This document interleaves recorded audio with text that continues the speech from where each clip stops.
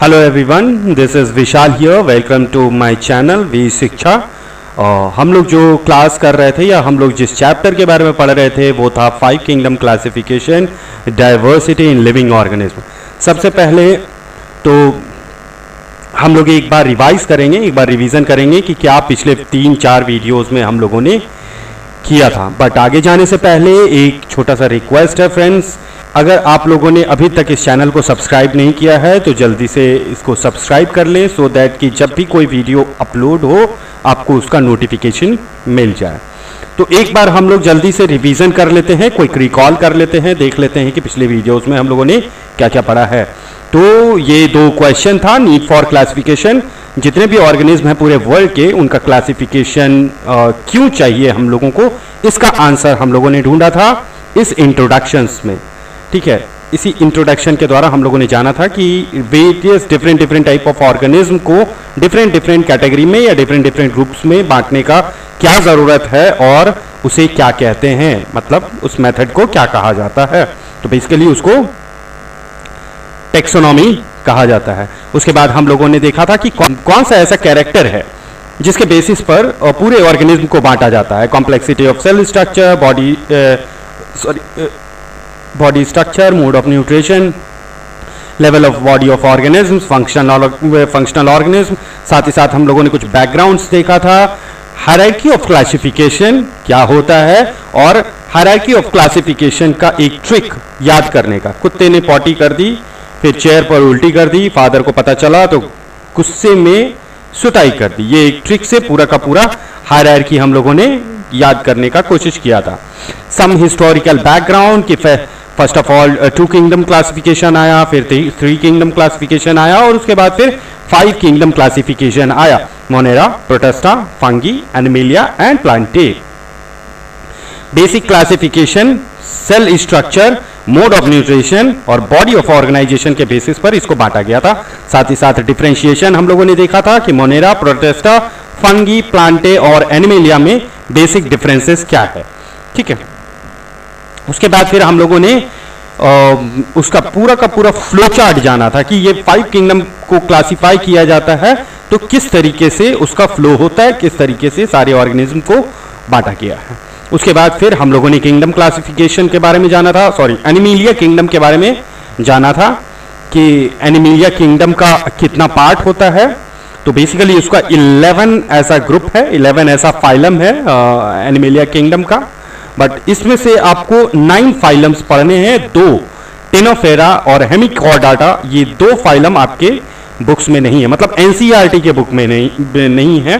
तो ये दोनों में नहीं भी है और साथ ही साथ एक्चुअली इसलिए नहीं है क्योंकि ये एक्चुअली में सिस्टर कंसर्न होता है, थोड़ा सा सिमिलर टाइप होता है, इसी वजह से इन दोनों को बांटा गया। बट ये 2 ग्रुप भी है किंगडम क्लासिफिकेशन में, ये 2 ग्रुप भी है। तो इसको भी हम लोगों ने याद करने का कोशिश किया था एक छोटे से ट्रिक से। पेरिस के काउंट ने अपनी काउंटेस से कहा कि हमारा प्रिंस अरब के आमिर के साथ अजमेर जा रहा है, मां से कहो उन्हें इलायची का हलवा चखा दे। इस एक छोटे से ट्रिक से हम लोगों ने पूरा का पूरा मेमोराइज करने का कोशिश किया था। उसके बाद कुछ वर्ड्स था जो कि हम लोगों ने पहले ही समझने का कोशिश किया है, सो दैट कि आगे जब भी मैं इस फाइलम के बारे में आपको बताऊं तो आपको किसी तरह का प्रॉब्लम नहीं है। It's a kind of small dictionary for you. ये मीनिंग अगर आपको पहले अगर पता चले तो वो ज़्यादा अच्छा रहता है, आपको पढ़ाई करने में ज़्यादा दिक्कत नहीं होता है। Coelomate, diploblastic, triploblastic, radial symmetry, biradial symmetric, bilateral symmetric, pseudocoelom, segmented, exoskeleton, anterior, ventral, dorso ventrally flattened. ये सब वर्ड है जो कि आपको थोड़ा समझने हैं। और आज तो अब हम लोग पढ़ते हैं different phylums of animalia kingdom, जो कि इंपॉर्टेंट है और आपके सिलेबस में भी है। तो सबसे पहला फाइलम जो है एनिमेलिया किंगडम का वो है फाइलम पोरिफेरा।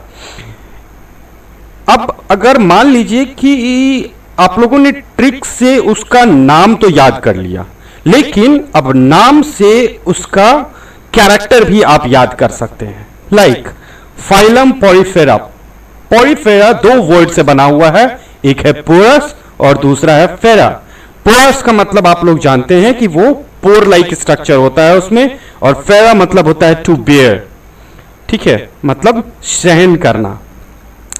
तो इसी तरह से हम लोग देखते हैं, और ज्यादातर फाइलम को आप अगर उसके कैरेक्टर को अगर लिखना चाहेंगे तो एक दूसरे से लिंक करा करके आप इजीली याद कर सकते हैं। तो इस तरह का जो ऑर्गेनिज्म होता है, या इस तरह के ग्रुप में जो भी ऑर्गेनिज्म आते हैं, उनके बॉडी पोरस होते हैं, ठीक है, उसमें बहुत सारा स्मॉल होल्स वगैरह हुआ करता है, सो दैट कि उसमें से वाटर वगैरह इजीली अंदर बाहर किया जा सके। तो आप वर्ड से ही उसका कुछ एक कैरेक्टर को इजीली उसमें लिख सकते हैं। अगर आपके एग्जामिनेशन में आता है कि right the characteristics of Porifera phylum, तो उसके वर्ड में ही 2-3 कैरेक्टर आपका आ जाता है, बाकी आपको कुछ कुछ याद कर लेना है, ठीक है। तो ये सब कुछ ट्रिक्स है जिसकी वजह से आप उसका पूरा का पूरा कैरेक्टर याद कर सकते हैं और मेमोरी में डाला भी जा सकता है। तो सबसे पहले देखते हैं Porifera, mostly marine but few found in fresh water. ये ज्यादातर मरीन में ऑर्गेनिज्म होते हैं, मतलब कि ज्यादातर समंदर वगैरह में पाए जाते हैं, सीज वगैरह में पाए जाते हैं, बट कुछ एक ऐसे भी होते हैं, कुछ डिफरेंट स्पीसीज के भी होते हैं जो कि फ्रेश वाटर में भी पाए जाते हैं। Animal belong to this phylum are commonly called sponges. इस तरीके के जो ऑर्गेनिज्म होते हैं वो ज्यादातर स्पंजेस कहलाते हैं। Minimal differentiation and division into tissues, इनका जो डिवीजन ऑफ टिश्यूज है वो सबसे कम होता है। ऑर्गेनिज्म आर एक्वाइलोमेट, ये एक्वाइलोमेट होते हैं मतलब कि इनकी जो बॉडी होती है वो उसमें कैविटीज नहीं होती है। Body structure are vase like rounded sac like branched, जैसा कि यहां पर देखा गया है कि वो एक वास के शेप का होता है, राउंडेड होता है और ब्रांच्ड भी होता है। ये इधर से इधर में आप देखेंगे कि ये यहां से आगे बढ़ा हुआ है और इधर से एक ब्रांच करके भी निकला हुआ है, तो ब्रांच लाइक स्ट्रक्चर भी होता है। Consist of pores all over the body, जैसा कि इसका डेफिनेशन में लिखा हुआ है कि इसके पूरे बॉडी में पोर्स होते हैं, छोटे छोटे छिद्र होता है उसमें, ठीक है। Circulation of water through out the body, और ये पोर्स इसलिए होता है सो दैट कि ये वाटर इसमें से अंदर बाहर जा सके, इसको कोई डैमेज ना हो। अगर ये ओपेक होगा तो क्या होगा कि पानी के थपेड़े से या फिर पानी के चोट से ये टूट जाएगा, या फिर मतलब इसको डैमेज होगा, ठीक है। तो चूंकि ये वाटरी प्लांट है, ज्यादातर पानी के अंदर में रहता है, इसी वजह से नॉट ज्यादातर, कंप्लीटली ये पानी के अंदर में ही रहता है, इसी वजह से इसमें पोर्स भी है। तो आप लोगों ने देखा होगा कि एक नाम की वजह से, ठीक है, आपने पूरा का पूरा कैरेक्टर इसका जान लिया। अगर एग्जांपल देखा जाए तो fresh water sponge, cipher and Euplectella जो है वो आपका एग्जांपल्स है। नेक्स्ट फाइलम जो है वो है कोलेंटेराटा निडेरिया।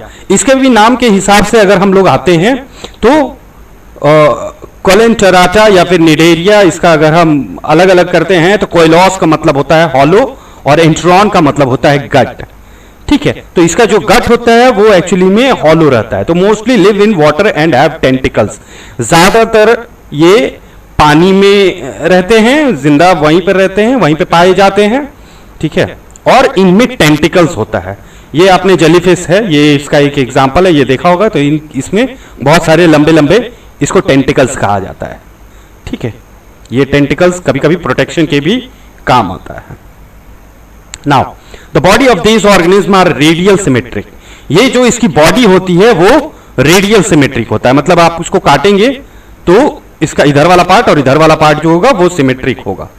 वीडियो अगर आप मेरा देखेंगे तो उसमें आपको वो सारे वर्ड, ये radial symmetric, biradial symmetric, इन सबों का मीनिंग दिया हुआ है, आप उसको रेफर कर सकते हैं और इजिली इसको समझ सकते हैं, ठीक है। Now these are tissue level organism with distinct division of labour, मतलब कि इस तरीके के जो ऑर्गेनिज्म होते हैं वो टिश्यू लेवल के होते हैं और इनका जो डिफरेंट पार्ट्स होता है, डिफरेंट ऑर्गेनिज्म, मतलब कि इस बॉडी स्ट्रक्चर के अंदर में जो काम होता है, जो फंक्शंस होता है, वो अलग अलग ऑर्गेन्स में बटे हुए रहते हैं। नॉट ऑर्गेन्स में, मतलब कि इनके जो पार्ट्स होते हैं, जो टिश्यू लेवल्स होते हैं, उनको अलग अलग तरीके से फंक्शन करने के लिए बनाया गया है, ठीक है। Now these organisms are multicellular and acoelomate. ये आपके मल्टीसेलुलर होते हैं और साथ ही साथ इनमें भी किसी तरह का बॉडी कैविटी नहीं होती है। They have central body cavity called coelenteron और गैस्ट्रोवस्कुलर कैविटी। इनकी एक सेंट्रल बॉडी कैविटी सिस्टम होती है जिसको कि हम कोलोंट्रॉन्स कहते हैं और गैस्ट्रोवेस्कुलर कैविटी होती है। ठीक है, दे आर डायपोप्लास्टिक ऑर्गेनिज्म। ये डायपोप्लास्टिक ऑर्गेनिज्म होते हैं, मतलब दो लेयर ऑफ सेल से बने हुए रहते हैं।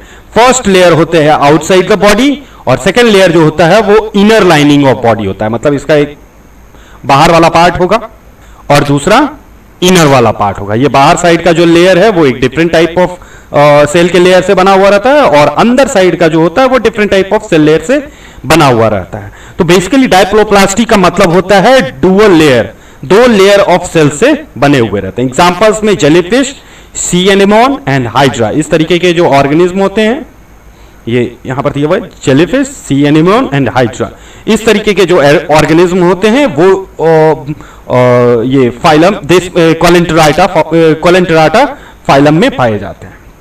नाउ अब हम लोग आगे बढ़ते हैं और तीसरा फाइलम देखते हैं जिसका नाम है टिनोफेरा। ठीक है, टिनोफेरा ये बहुत ही they are similar with Cnidaria, मतलब जैसे कि वो ये वाला जो पार्ट है इससे लगभग सिमिलर होते हैं। ठीक है, इसी वजह से इसको एनसीईआरटी के बुक में नहीं दिया हुआ है, बट अगर आप फॉलो करना चाहें तो फॉलो कर सकते हैं, नहीं फॉलो करना चाहते हैं तो कोई बात नहीं।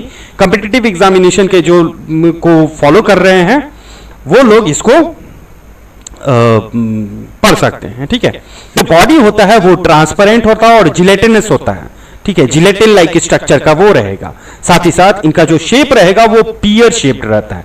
दे आर बाय रेडियल सिमेट्रिक, ये डीप डाउन अर्थ में इस तरीके के, sorry not deep down earth, deep down seas वगैरह में पाए जाते हैं, जहां पर सूरज की रोशनी नहीं भी आती है वहां पे भी इस तरीके के ऑर्गेनिज्म पाए जाते हैं। बट बेसिकली इनको क्या कहते हैं, जो आपका प्रीवियस फाइलम है कोलेंटराटा, इसी के फाइलम से सिमिलर होते हैं।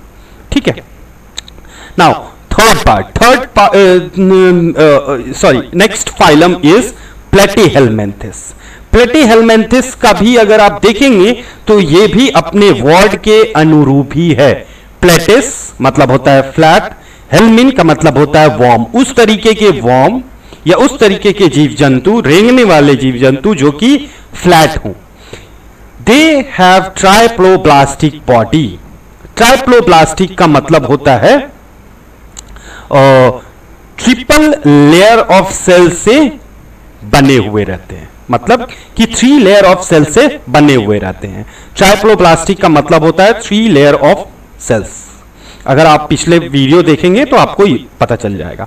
Now they are flattened from back through abdomen, ये पीछे और आगे दोनों तरफ से वो पतले रहते हैं, एकदम फ्लैट लाइक स्ट्रक्चर रहते हैं।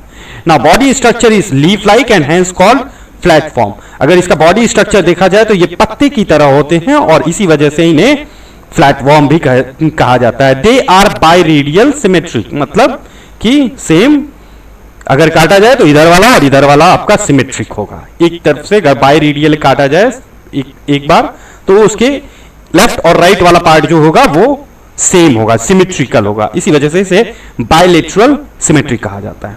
Alimentary canal has only one opening. अगर इसके एलिमेंट्री कैनाल की बात करें तो इसके सिर्फ एक ही ओपनिंग होता है जिससे कि ये अपना एक्सक्रीट करता है या फिर बॉडी का जो भी खराब पार्ट होता है, नॉट खराब पार्ट लेकिन खराब मटेरियल जो होता है उसको वो लोग निकालते हैं।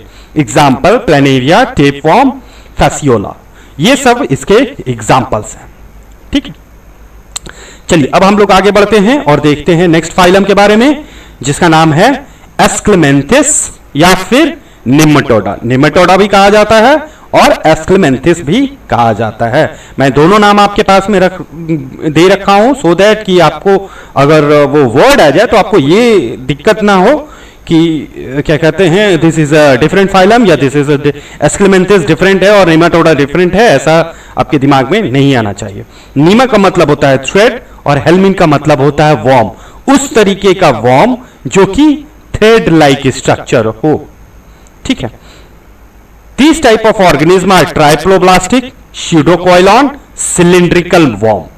ठीक है, मतलब कि ये ट्राइप्लोब्लास्टिक 3 लेयर से बने हुए रहते हैं, pseudocoelon होते हैं और सिलिंड्रिकल होते हैं। ठीक है, सिलिंड्रिकल शेप के वॉर्म होते हैं।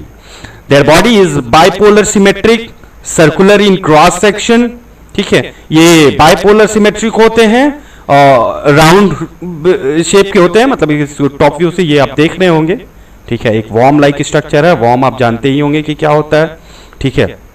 सर्कुलर इन क्रॉस सेक्शन होता है, उसके जो क्रॉस सेक्शन होते हैं उसमें आपके सर्कुलर शेप के रहेंगे। These are first animal that have complete and straight alimentary canal, ठीक है। ये एक पहले ऑर्गेनिज्म हैं जो जिनके पास में ये स्ट्रेट एलिमेंट्री कैनाल पाया जाता है। इनका जो एलिमेंट्री कैनाल होगा, एलिमेंट्री कैनाल बेसिकली क्या होता है, अगर मान लीजिए जैसे कि आपका बॉडी है, ये आप डाइजेस्टिव सिस्टम, अगर मेरा पार्ट देखेंगे जो न्यूट्रिशन वाला पार्ट है, तो वहां आपको मैंने डिटेल वे में दे रखा है, डिटेल वे में बता रखा है digestive system and alimentary canal किसको कहते हैं। बट यहाँ एक छोटा सा चीज जान लीजिए कि फूड जो आपका खाना होता है, माउथ से लेकर के एनस तक का जो पाइपिंग सिस्टम होता है, वो पूरे के पूरे पाइपिंग सिस्टम को फ्रॉम माउथ टू एनस, उसको कहा जाता है एलिमेंट्री कैनाल। तो इसका भी जो एलिमेंट्री कैनाल होता है, ठीक है, वो पहला ऐसा ऑर्गेनिज्म है जो कि स्ट्रेट एलिमेंट्री कैनाल है। They are parasitic worm and generally causes disease.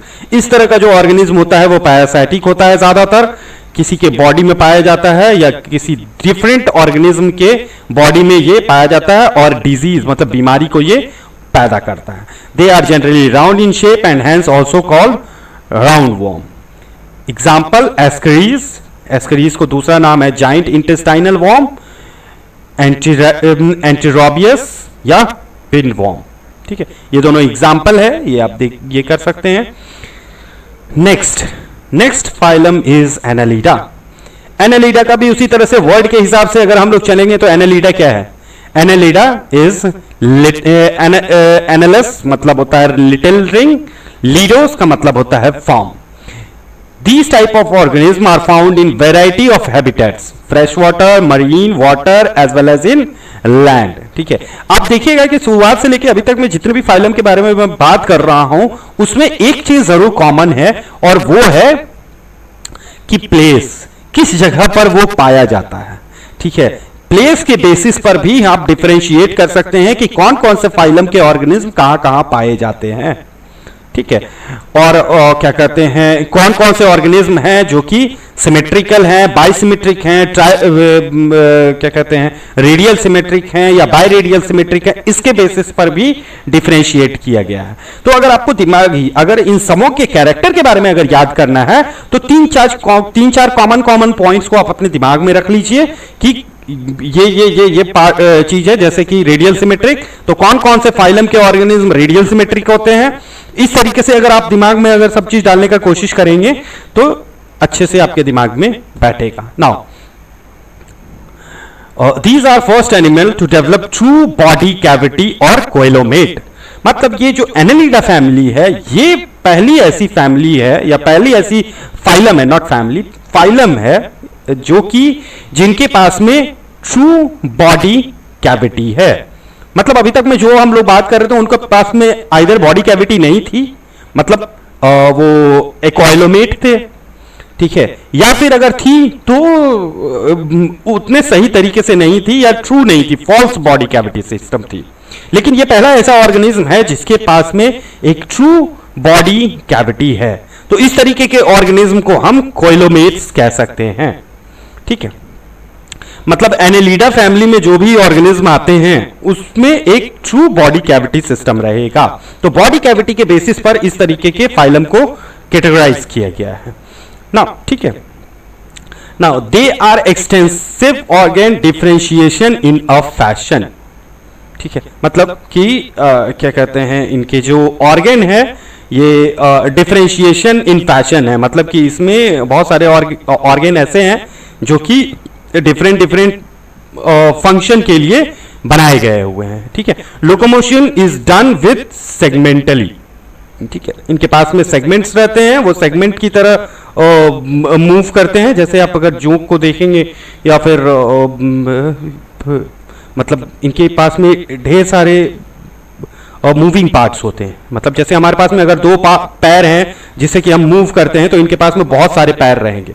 ये यहाँ पर देखिए इस तरीके से ये बना हुआ है, ठीक है, रेंगने वाला स्ट्रक्चर, रेंगने वाला स्ट्रक्चर रहता है। ऐसा स्ट्रक्चर बना हुआ रहेगा जिससे कि ये आगे हल्का हल्का हल्का हल्का मूव करते हुए आगे बढ़ेंगे। ठीक है, तो लाइक अरेंज्ड पेयर्ड अपेंडेजेस, ठीक है, पैरापोडिया और चींटी। जैसे मैं आपको बताता हूं, जैसे मान लीजिए कि ये एक ऑर्गेनिज्म है, इनके पास में पेयर अपेंडेजेस हैं। पेयर अपेंडेजेस का मतलब होता है ये, ठीक है, ये हुआ मतलब कि ये पेयर में है। अपेंडेजेस मतलब एक पैर लाइक स्ट्रक्चर है जो कि इस तरीके से है, ये दोनों एक ही तरह से घूमता है, एक तरफ से घूमेगा। ये अगर ये पीछे जाएगा तो ये भी पीछे जाएगा, ये आगे जाएगा तो ये भी आगे जाएगा। उसी तरह से यहाँ इसके थोड़ा सा आगे में भी इस तरह से एक पेयर अपेंडेजेस है। फिर इसके बाद यहां पर आएंगे तो यहां पे भी एक पेयर अपेंडेजेस है। पेयर मतलब कि दो, एक लेफ्ट साइड एक राइट साइड। तो ये आगे बढ़ता है तो ये पीछे जाता है, फिर ये आगे बढ़ता है तो ये पीछे जाता है, और इस तरीके से ये बॉडी मूव करता है। ठीक है, तो यही सेगमेंटली अरेंज्ड पेयर्ड अपेंडेजेस है, जिसको कि हम पैरापोडिया और चींटी कहते हैं। एग्जाम्पल सैंडवर्म और लीच। लीच और सैंडवर्म जो होता है वो इस तरीके का ऑर्गेनिज्म होता है। यहां पर मैंने उसका फोटो भी दे रखा है। तो फ्रेंड्स, इस वीडियो में यहीं तक। नेक्स्ट वीडियो में हम लोग rest of the animal phylums के बारे में बात करेंगे, एनिमल फाइलम्स के बारे में पढ़ेंगे। ठीक है, तो आपको मेरे पढ़ाने का तरीका या आपको ये वीडियो कैसा लगा? अगर आपको अच्छा लगा तो इसे लाइक करें, ज़्यादा से ज़्यादा लोगों को शेयर करें और सब्सक्राइब भी करें। अगर आपको इसमें किसी तरह का कुछ प्रॉब्लम लगता है, अगर आपको लगता है कि नहीं मेरे पढ़ाने के तरीके में कुछ फ्लॉ है, तो काइंडली कमेंट बॉक्स में ज़रूर लिखें। ठीक है, सो दैट कि मैं और अच्छे तरीके से इस वीडियो को बना सकूं या आगे के वीडियो को मैं बना सकूं और अच्छे तरीके से आपके सामने में अपने वीडियो को प्रेजेंट कर सकूं। तब तक के लिए have a nice day, thank you very much, bye bye.